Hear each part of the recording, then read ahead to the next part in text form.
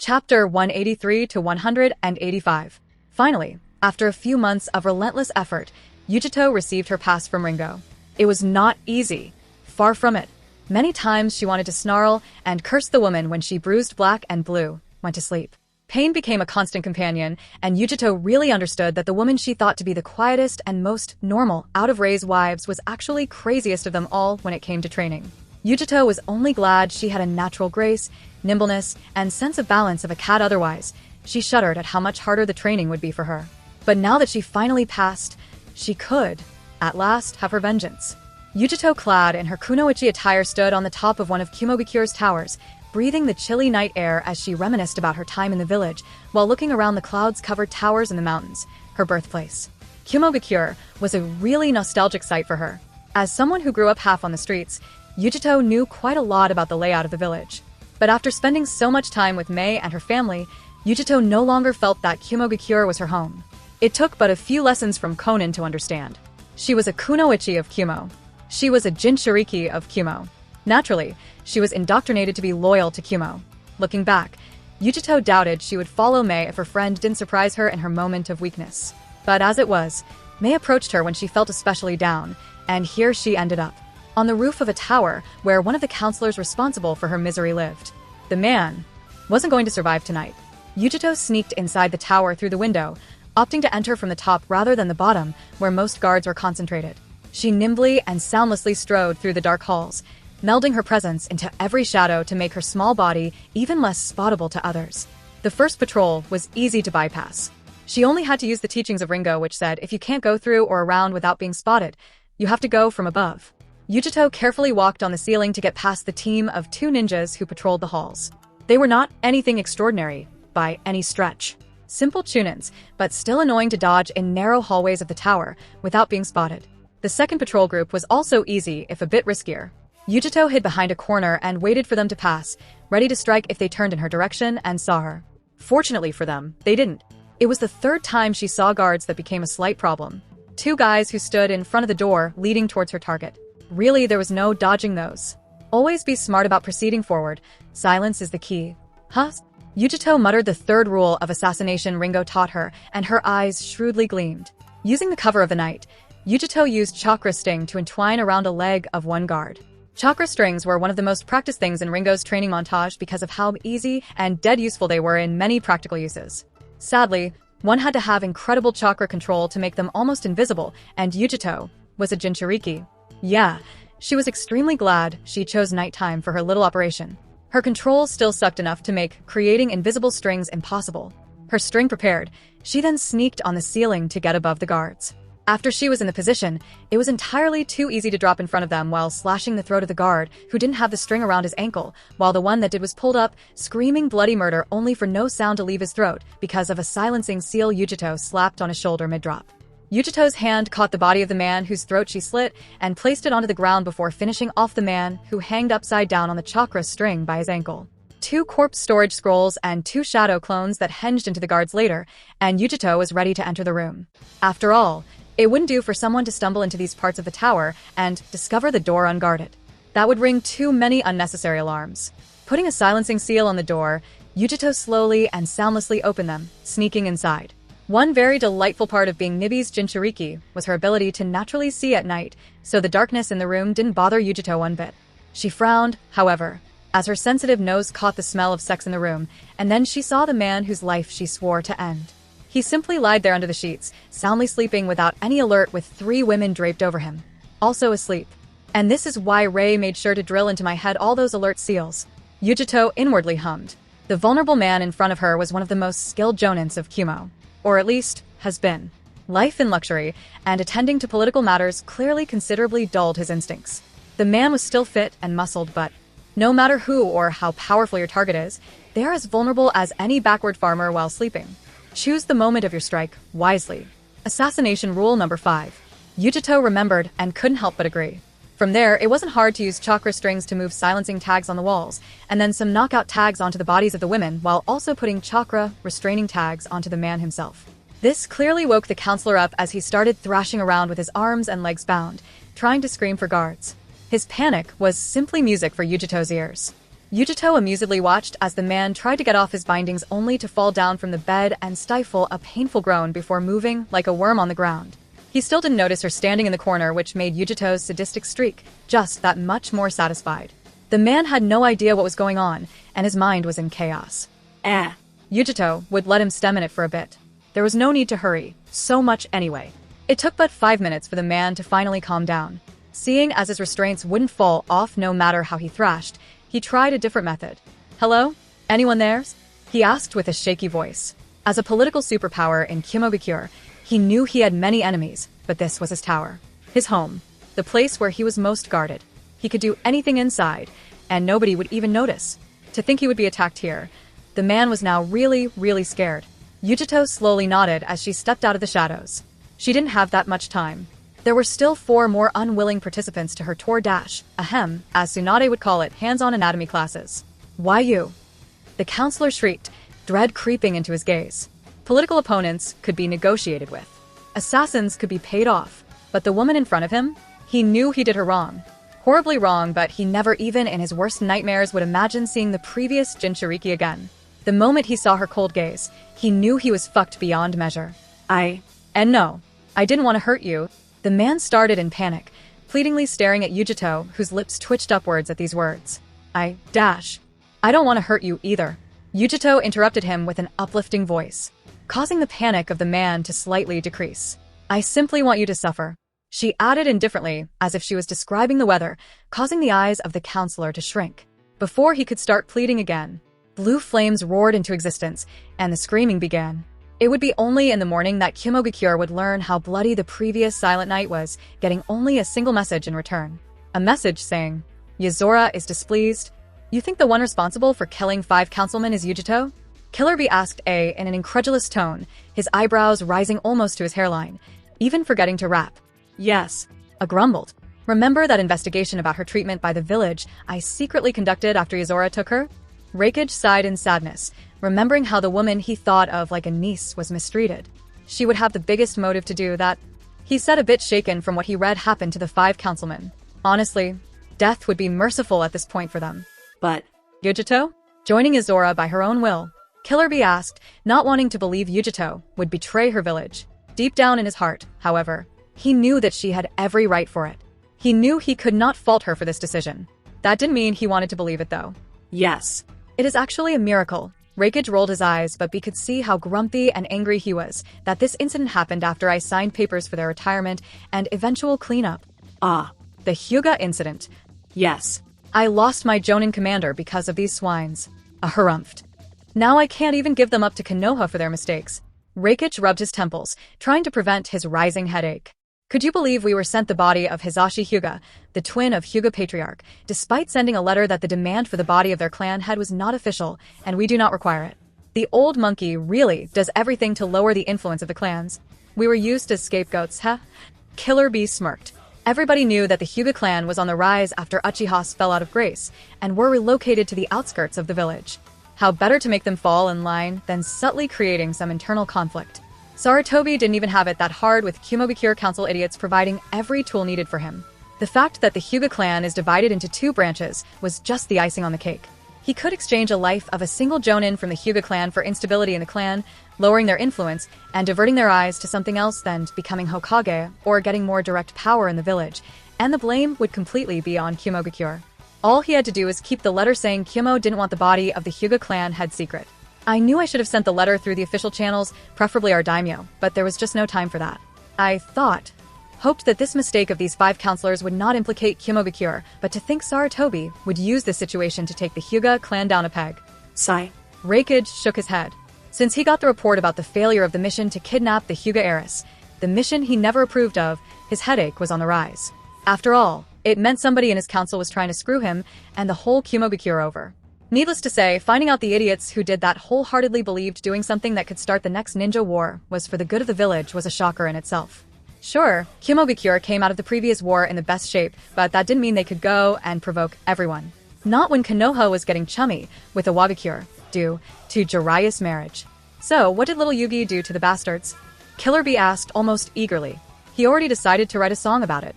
Now, he only had to dig for the small details to incorporate into it. Reikage raised his gaze and looked inquisitively at his brother.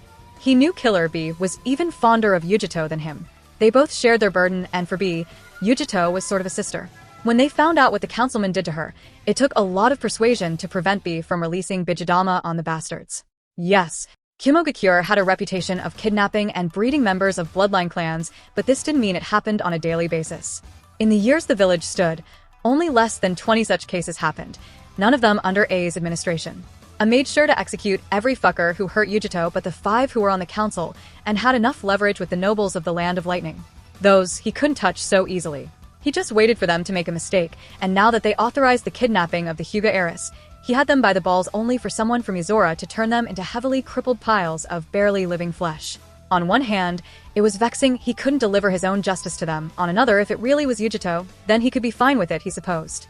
Not that anybody else could use the fire of Nibi with enough precision to inflict hours of torture on the victim. A simply wordlessly handed the report to Bee, letting him learn what Yujito did to them, and watched as Bee winced or grimaced at times. Yujito was brutal. First, she cooked their limbs one at a time. That alone must have been incredibly painful, leaving them begging for death. Only when the damage of a limb was so extensive they completely lost the feeling of pain, Yujito severed said limb. Brutal torture by fire. Even Bee was green after reading about it. Then, Yujito took their manhoods off. She did it in a way as if she was chopping a carrot. One circlet at a time. Needless to say, even Gyuki inside of Killer Bee shuddered and whimpered at such cruelty. It was only when all of that was done, and the men couldn't scream anymore, Yujito took their tongues and eyes away and burned most of their skin. All 5 were now in the KasiCair hospital, limbless, tongueless, eyeless, and dickless burned piles of flesh. Killer Bee didn't know if he should be proud of the revenge little Yujito enacted, or if he should run the fuck away from her anytime he sees her. As a ninja, he found it impressive, but as a man, it was downright frightening for him. I now see why you think it was Yujito. Nobody would have good reason to go this far with them. Killer Bee nodded with a gulp as he handed back the report. But is it alright? What do you mean? A grunted, focusing on the paperwork in front of him. You hate Yuzora, don't you? Is it fine that Yujito apparently joined them? Bee asked, raising his arms and entering a rapping stance. I am sure you want to lure. You feel hate, mate. This is a chance for Yuzora's bounty to go rising. Are you gonna let it go missin', Bratza? A looked at Bee, totally unimpressed with the brief musical addition. Bee. He sighed and leaned on the backrest of his chair. I do hate Ray, Conan, and Ringo A. Muri. They killed my fiancé. A's eyes frosted before showing a resigned gleam. But I am the Reikage. I have to think of the village. Anybody who can get inside a ninja village without raising any alarm, torture 5 high-profile politicians for a whole night without anybody even knowing it was happening, is a threat not worth antagonizing. If I was not so sure it was Yujito, I would probably blow a gasket and secretly try to do something about it.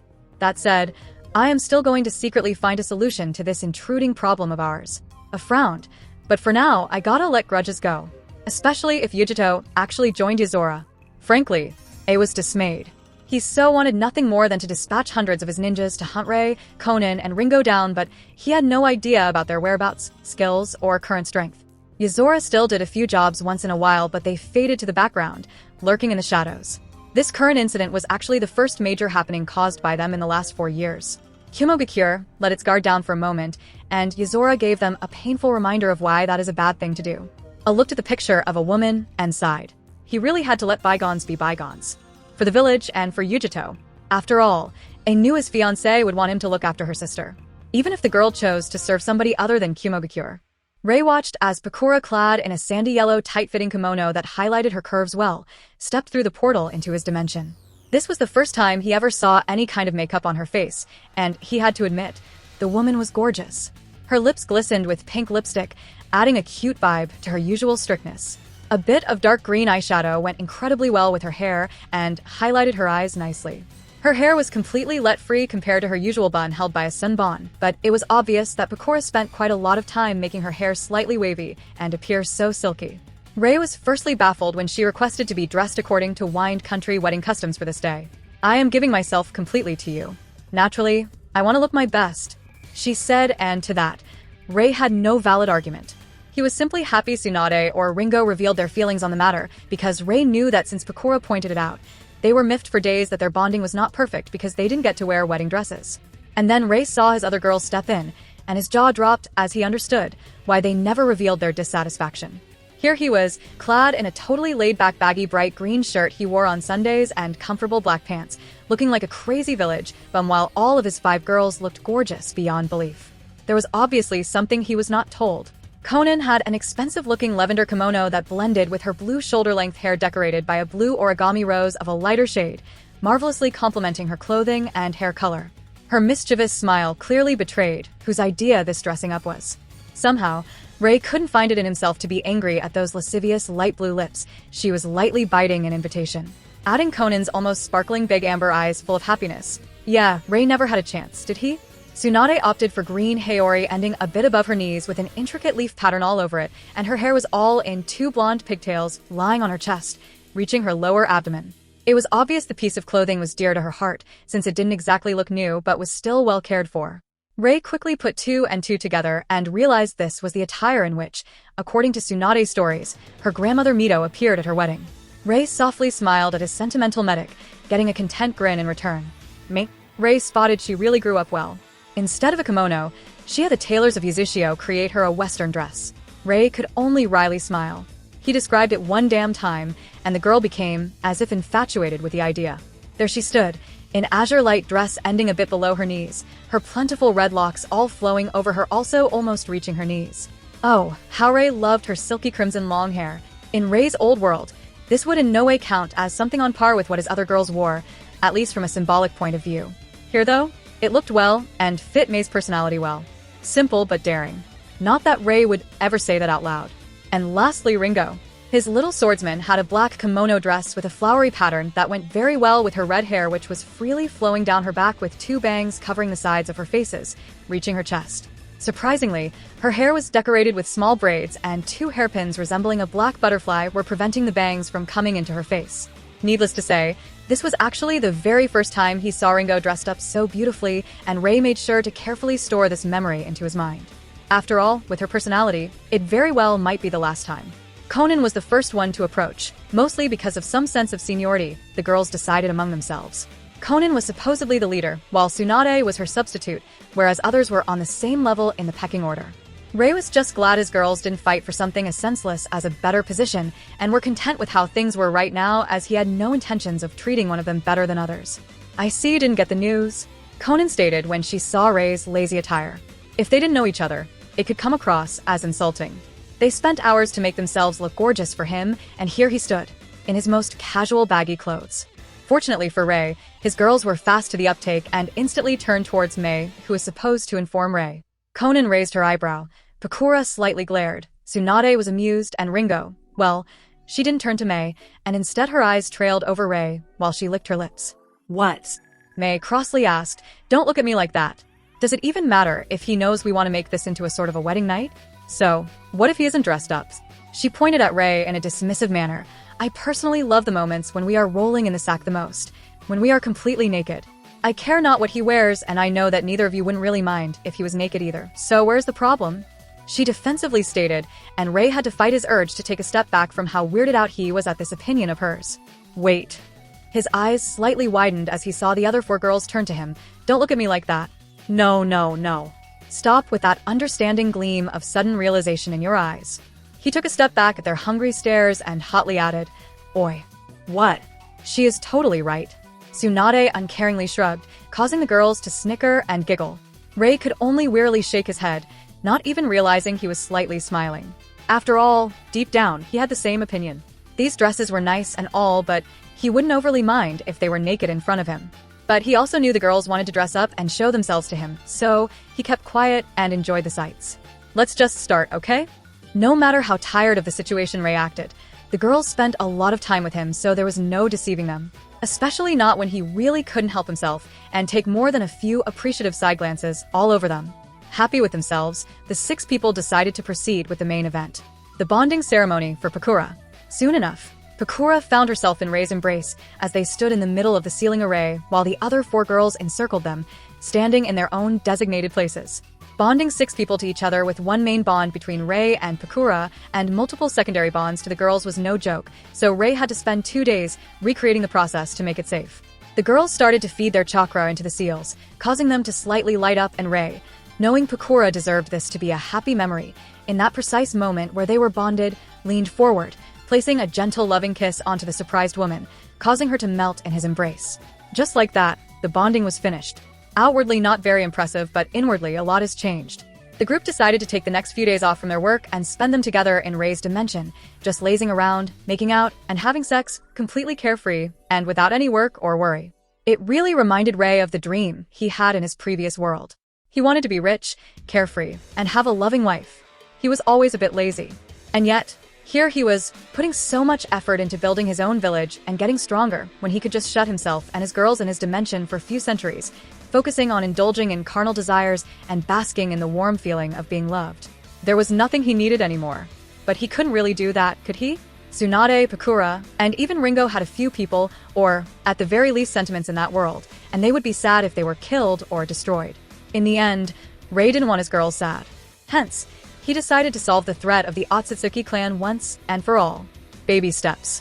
One thing at the time, Rei mentally hummed. It was at the picnic 2 days after the bonding that Pakura timidly raised the important question. So, can I consider you my husband now? Her nervousness was almost visible as she asked that while subconsciously fidgeting. The whole meadow suddenly grew deadly silent as 5 pairs of eyes intently locked onto Rei, who blankly blinked as he opened his mouth, but his mind refused to supply him with an appropriate answer. The mood of the girls soured when, even after a few seconds, they didn't get a positive answer. Fortunately, Rei slowly nodded and finally found words. I guess? Rei unsurely agreed, causing the girls to happily beam at him, but their eyes still held some concern at how lackluster the answer sounded. Rei, not seeing that, continued, I have no idea, to be honest. Well, in Yuzushio and my other-sided village, we can consider being as good as married. I frankly always considered those bonded to me as my wives. I simply do not know if, from the legal point of view, we can be considered married, since there was no official wedding, he explained. Hearing that, Tsunade quickly added her opinion. It doesn't matter. Pakura nodded. Only weddings between nobles, daimyos, or important people in shinobi villages are recorded. A wedding between peasants is not, and the only proof is a scrap of paper they receive that proves that yes, they are married. There is also no way to access a record of a wedding from Suna. Say, in Konoha. The countries do not share these things, so as long as somebody says he is married, you can either believe him or not, as there is no real proof, she said. Well, Rei smiled. He never really paid attention to these things, so he had no idea. Good thing his GI dash, wives did, so he won't have to waste time researching. Then I guess I have no other option than to graciously give you the title of my wives and shower you with all love I am capable of. The opinion of others be damned. He sagaciously nodded. Damn straight. 5 sweet womanly voices rang through the meadow at once.